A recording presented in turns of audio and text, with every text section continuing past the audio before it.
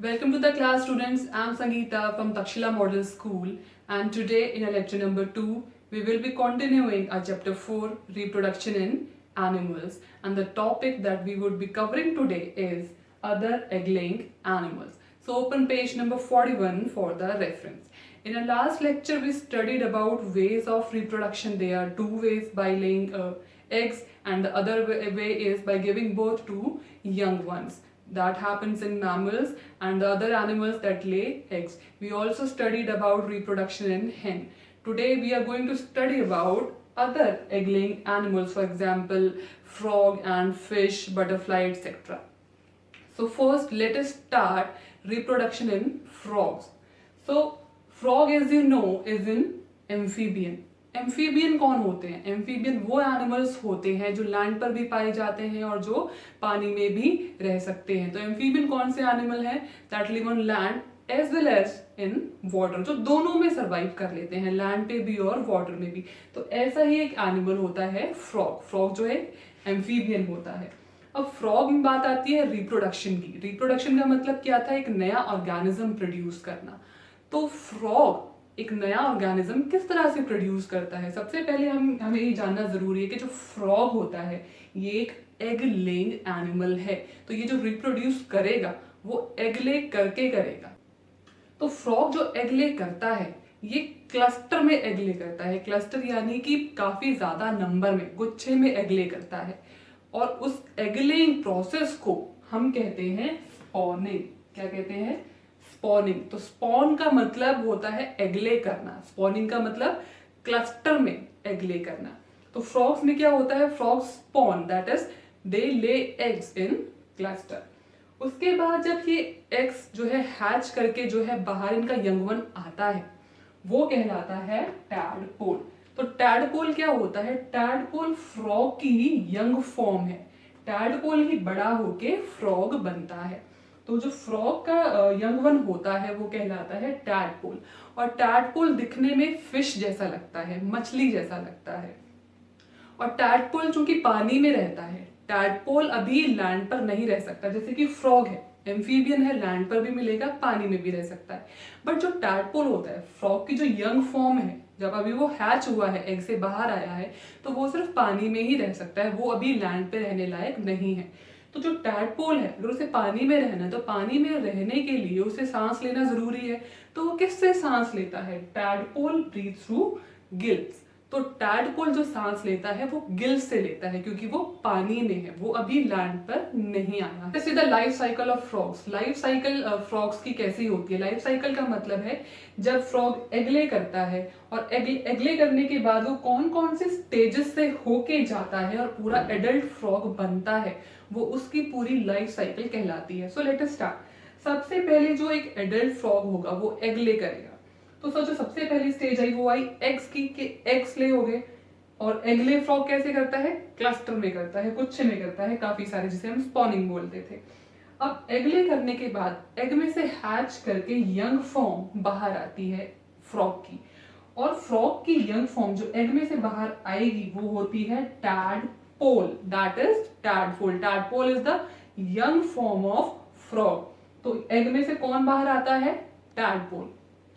अब ये जो टैडपोल होता है, जैसा कि हमने अभी बताया कि ये फिश जैसा दिखता है, फिश को रिजेंबल करता है. और ये रहता भी कहाँ पे है? पानी के अंदर. फ्रॉग जो एग ले करेगा वो पानी में करेगा. पानी में ही एग हैच करके टैडपोल बाहर आएगा. तो टैडपोल जो होगा वो भी पानी में ही होगा. और फिर ये टैडपोल किससे सांस लेगा? क्योंकि ये पानी में है तो पानी में जो फिश होती है, एक्वेटिक एनिमल्स होते हैं, वो किससे सांस लेते हैं? गिल से. तो टैडपोल भी किससे सांस लेगा? गिल से सांस लेगा. अब टैडपोल धीरे धीरे बड़ा होएगा. फिर टैडपोल धीरे धीरे बड़ा होता है और वो कुछ इस तरह का नजर आता है. ये जो होती है ये लास्ट स्टेज होती है टैडपोल की. टैडपोल अब धीरे धीरे ऐसा बन चुका है. जब ये ऐसा बनता है, अब ये पूरी तरह से एडल्ट नहीं है. टैडपोल जब धीरे धीरे बना है तो उसमें आपको एक टेल यहाँ पर नजर आएगी. जब तक उसमें टेल है मतलब वो पूरा एडल्ट नहीं है. अब जब टैडपोल ये ट्रांसफॉर्म हो रहा है, धीरे धीरे एडल्ट बन रहा है, तो टैडपोल धीरे धीरे लंग्स डेवलप कर रहा है. लिम्स डेवलप कर रहा है। लंग्स क्योंकि जो उसको हेल्प करेंगे लैंड पर सांस लेने के लिए, ये जो उसके लिम्स होते हैं इनको वो डेवलप करता है धीरे धीरे। कहाँ टैडपोल था? टैडपोल में ना तो लंग्स होते हैं ना कोई लिम्स होते हैं। As you can see there are no limbs in the tadpole. तो टैडपोल धीरे धीरे बड़ा होता है, उसमें धीरे धीरे लिम्स आने लग जाते हैं और लंग्स डेवलप हो जाती है, क्योंकि लंग्स उसको हेल्प करेंगी लैंड पर सांस लेने के लिए। क्योंकि टैडपोल पानी में है, लेकिन जो एडल्ट फॉर्म होगी वो लैंड पर भी रहेगी। जो एडल्ट फ्रॉग होगा वो लैंड पर भी रहेगा। फिर जब टैडपोल ऐसा बन जाता है धीरे धीरे फिर वो पूरा एडल्ट बनता है पूरा। अब ये जो फॉर्म होती है ये एडल्ट फॉर्म है फ्रॉग की। अब ये जो फ्रॉग है ये लैंड पर भी रह सकता है, क्योंकि इसमें लंग्स डेवलप हो चुकी हैं जिससे ये लैंड पर सांस लेगा, और इसके पास मॉइस्ट स्किन है। मॉइस्ट स्किन से ये पानी में सांस लेगा। और जो गिल्स होते थे टैडपोल में वो धीरे धीरे डिसअपियर हो जाते हैं। तो गिल्स की जगह धीरे धीरे इनमें लंग्स आती हैं और इसमें फिर धीरे धीरे लिम्स डेवलप होते हैं। अब ये जो एडल्ट फ्रॉग होगा ये लंग से सांस लेगा लैंड पर, और पानी में किससे सांस लेगा? पानी में सांस लेने के लिए अब इसके पास स्किन है, अब ये स्किन से सांस लेगा। तो ये है हमारी लाइफ साइकिल फ्रॉग की। और ये जो पूरा प्रोसेस होता है एगले जब फ्रॉग करता है और जब वो धीरे धीरे टैडपोल बनता है, फिर एक यंग फॉर्म आती है फ्रॉग की, फिर एक एडल्ट फ्रॉग आता है, ये जो पूरा प्रोसेस है ये प्रोसेस कहलाता है metamorphosis. So let us study about the life cycle of fish. So as you know fish is an aquatic animal. Fish एक एक्वेटिक एनिमल है, यानी कि वो कहाँ पाई जाती है? पानी में पाई जाती है। और फिश किससे सांस लेती है? गिल से सांस लेती है। तो फिश की लाइफ साइकिल कैसी होती है? सबसे पहले जो एडल्ट फिश होगी वो एग ले करेगी। तो सबसे पहली स्टेज कौन सी आती है? सबसे पहला स्टेप कौन सा आता है? एग ले करने का। तो फिश जो एग ले करती है वो थाउजेंड्स ऑफ एग ले करती है। और ऐसा क्यों होता है कि वो थाउजेंड्स ऑफ एग ले करती है? क्योंकि पानी में जो बड़ी मछलियां होती हैं वो इनके एग्स को खा जाती हैं। इसलिए थाउजेंड ऑफ एग्स में से कुछ 100 ऑफ एग्स में से ही जो है फ्राई बाहर आ पाता है। तो जो एग्स ले करने के बाद क्या होता है? एग्स ले करने के बाद जो इनकी यंग फॉर्म होगी, जो इनका लार्वा होगा, एग से जो निकलता है वो लार्वा कहलाता है। तो एग से जो लार्वा निकलेगा उसको कहते हैं फ्राई। क्या कहते हैं? फ्राई। तो जो फ्राई है वो लार्वा है फिश का, that is fry is the larva of the fish.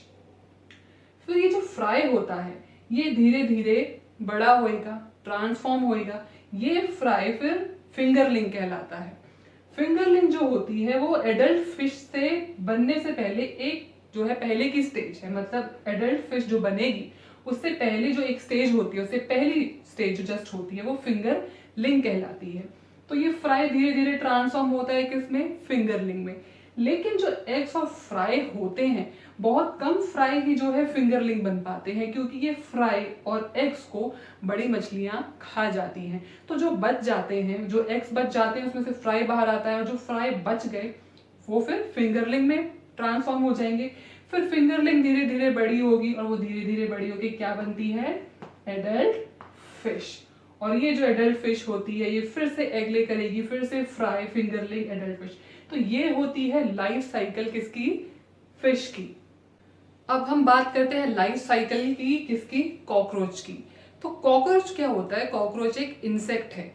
तो जैसे कि कॉकरोच हो गया, ग्रासहॉपर हो गया, ग्रासहॉपर भी इज आल्सो एन इंसेक्ट। तो ग्रासहॉपर और कॉकरोच जो होते हैं ये भी एग ले करते हैं।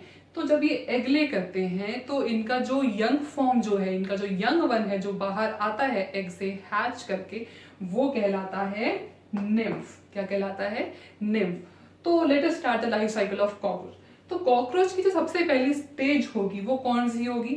एग्स वाली होगी। सबसे पहले एडल्ट जो कॉकरोच होता है वो एग ले करेगा। तो सबसे पहले आया एग्स।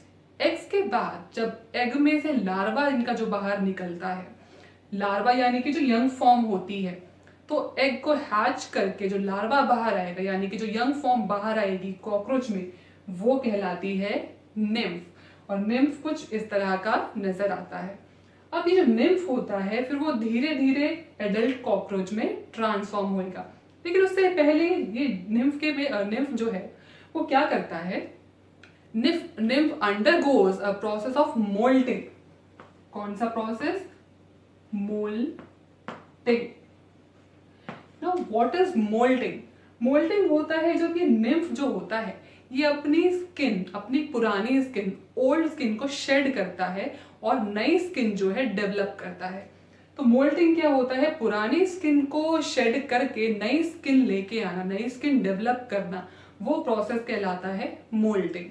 अब जो निम्फ होता है इट ऑल्सो अंडरगोज मोल्टिंग, पुरानी स्किन शेड करेगा और नई स्किन आएगी, और ऐसा ही कई बार करता है, और फिर ऐसा करते करते धीरे धीरे it gets transform into an adult cockroach. So this is how an egg hatches and the nymph comes out, the larva of the cockroach, and then this nymph transforms into an adult cockroach. So this is the life cycle of a cockroach. So let us discuss the questions for today. Question number 1 is what special feature is seen in mammals which live in water? ऐसे mammals जो पानी में रहते हैं उनमें कौन सा special feature पाया जाता है? And second question is why do aquatic animals ले थाउजेंड्स ऑफ एग्स? जो एक्वेटिक एनिमल्स होते हैं यानी कि जो एनिमल्स पानी में रहते हैं वो थाउजेंड्स ऑफ एग्स क्यों ले करते हैं? And last question is what are the different parts of an egg? जो एग होता है, फॉर एग्जाम्पल जो बर्ड का एग होता है, हेन का एग होता है, उसके क्या डिफरेंट पार्ट्स होते हैं? And explain the functions of eggs parts. और एग के हर जो उसके पार्ट हैं उसके फंक्शन बताने हैं। एग के बारे में हमने लास्ट क्लास में पढ़ा था। सो बच्चों, अपना जो काम है नोटबुक में वो आपको नीट एंड क्लीन रखना है, नीट एंड क्लीन काम करना है, टाइडी काम करना है। नेक्स्ट लेक्चर में हम पढ़ेंगे लाइफ साइकिल ऑफ बटरफ्लाई के बारे में, and we will also read about parental care. Thank you.